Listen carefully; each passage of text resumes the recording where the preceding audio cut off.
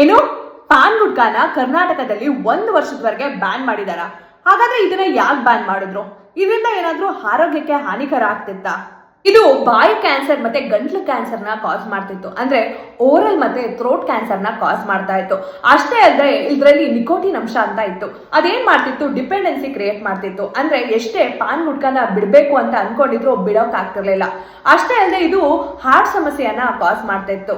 ಇನ್ನೂ ಹೇಳ್ಬೇಕಂದ್ರೆ ಹಲ್ ಸಮಸ್ಯೆ, ದಂತ ಸಮಸ್ಯೆ, ಹಾಗೆ ಓರಲ್ ಹೈಜಿನ್ ಎಲ್ಲ ಹಾಳಾಗ್ತಿತ್ತು. ಅದಕ್ಕೋಸ್ಕರ ಇದನ್ನ ಬ್ಯಾನ್ ಮಾಡಿದ್ರು. ಇದಕ್ಕೆ ನಾವು ನಮ್ಮ ಮುಖ್ಯಮಂತ್ರಿಗಳಾದ DK ಶಿವಕುಮಾರ್ ಅವ್ರಿಗೆ ಥ್ಯಾಂಕ್ಸ್ ಹೇಳ್ಬೇಕು. ಯಾಕೆ ಅಂದ್ರೆ ನಮಗೆ ಟ್ಯಾಕ್ಸ್ ಬರೋದೇ ಇಂಥ ವಸ್ತುಗಳಿಂದ.